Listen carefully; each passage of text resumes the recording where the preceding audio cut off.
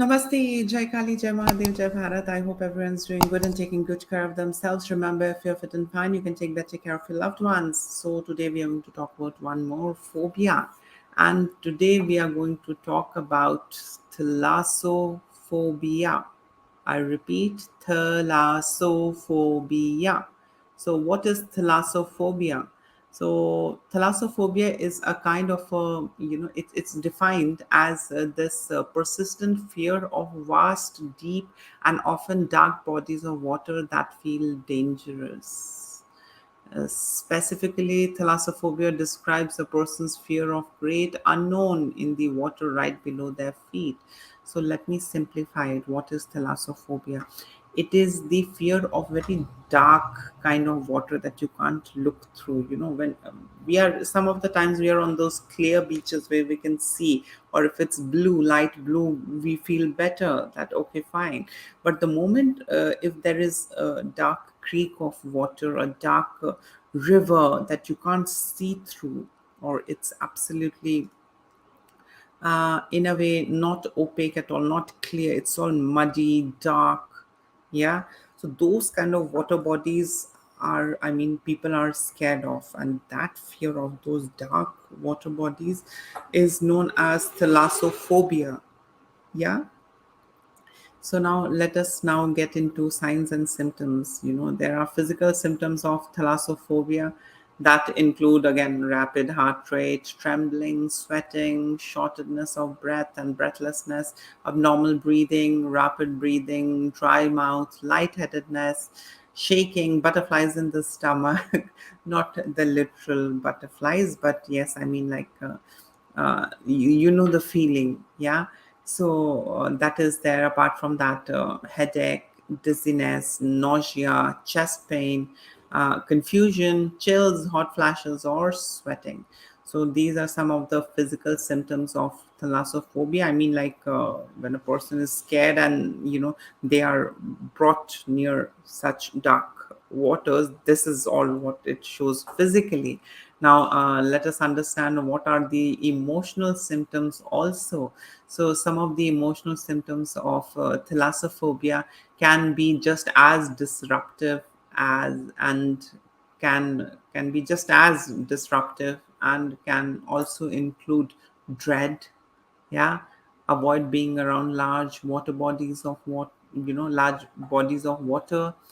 Panic, you know and having anxiety or wanting to escape, you know feeling overwhelmed, extreme intense sudden fear or anxiety, fearing a loss of control, racing thoughts, feeling detached, and inability to sleep. So these are some of the emotional symptoms of people suffering from thalassophobia. So now you need to understand thalassophobia is not just limited to a person going towards a dark water and being scared. Now, symptoms can even, occur when people are just looking at picture or thinking of watery, expanse. So if a person is looking at a very dark, you know, picture of a sea or a river, dark, yeah, then also this phobia can kick in, this anxiety disorder can kick in. Yeah. Or maybe just visualizing or maybe dreaming about such dark, that then also the fear can kick in. Yeah. So it's not just limited to the physical presence towards the, I mean, in front of the water body, but it can kick in with all these things also. And now, let us also understand the triggers. What are the triggers of thalassophobia? So, some of the triggers of thalassophobia are, of course, lakes, swimming pools, boats, scuba diving, sea creatures, mythical or real, submarines, photo, movies, or TV shows about any of the above, some of these sci fi mystical movies where large, dark water bodies are there. Thinking about or anticipating having to be around any of such things can actually trigger, act as a trigger for thalassophobia. And now let us also see what causes thalassophobia. So, like many other phobias, thalassophobia hasn't been extensively studied. See, there are lots of mental disorders, lots of anxiety disorders. Not everything has been studied and delved deeper into, because it's there is too much of things. Yeah. So I mean, as a result, researchers don't know absolutely, and they really don't know, but they feel that there is this combination of factors that can contribute to the symptoms of thalassophobia. So it's not just one thing responsible for such um, anxiety disorder, but there are other things also. So it's a combination that contributes towards the symptoms of thalassophobia. And they can be, of course, either related to the genetics, past experience, again the brain circuit, upbringing, that can result into this intense fear of deep dark water bodies. Yeah. So and also, if you understand, um, genetics are responsible, but I mean, like, there are cases where parents or grandparents were not scared of such dark waters, but children were absolutely scared and traumatized with just a visualization or thought, or by just going towards, coming across or being around dark water bodies. So again, it can be, it cannot be, but yes, past experiences, yes, definitely it leaves a watermark. So past experiences, traumatic experiences in and around water can also last long, even from the childhood to the adulthood. And I mean, like, that could be one of the causes, that it's just passed on. And also, when you see, uh, our brain is designed to react, when we feel fear. Yeah, that's an instinct. We react when we feel scared. So when we experience a threat, whether it is real or just perceived, our brain kicks into, fight or the fight mode. Yeah. Even if it's just a perceived thought, or if it's just fear, or if it is real. Yeah. Our brain, I mean, like, just gets into that fight mode. So if you see, anxiety disorders are have been studied, that it is uh, quite the it's the dysfunction of the brain circuits, because of which anxiety disorders happen with a person. So again, this brain circuit is quite an essential thing that is responsible for such phobias and fears.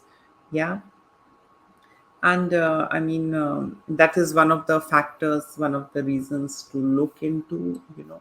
And apart from that, again, upbringing, where it's also seen where a parent who has a phobia, children also has some other kind of a phobia. And also, again, I told you, genetics also, it's there, but some cases are non-genetic as well. I mean, like, it's not there, but it just starts on its own. So I mean, like,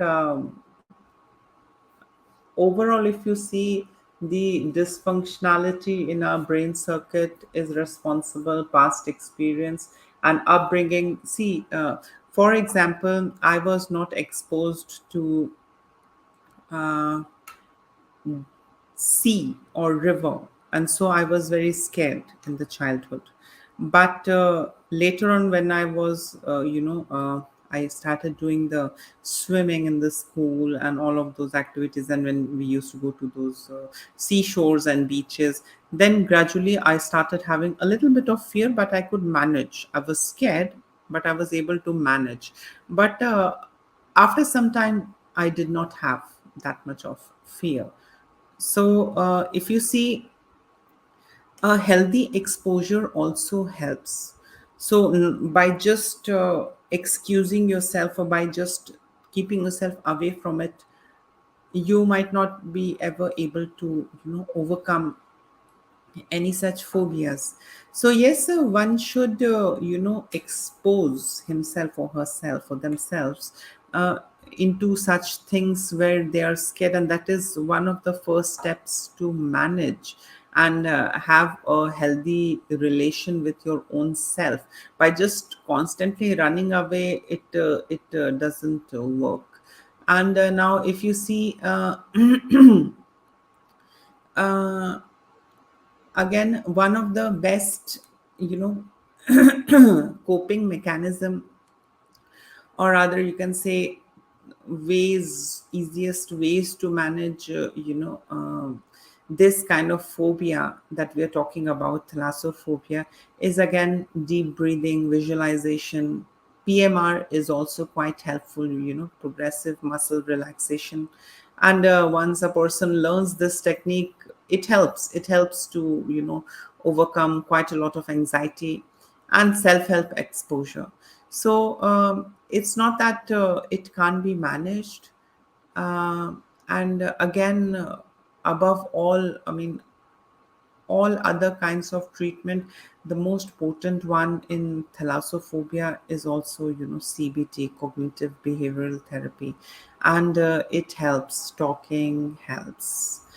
It helps to overcome. It helps to start creating this new neural pathways, these new ways to think, these new ways to understand. Yeah.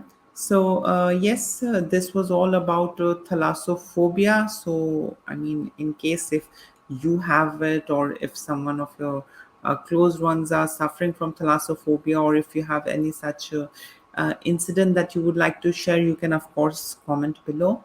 And please do like, share, subscribe the channel, and take care of yourself. Talking is the solution of all problems. So don't keep it in your heart. Talk about it. Till then, lots of love and blessing. Take care. Bye.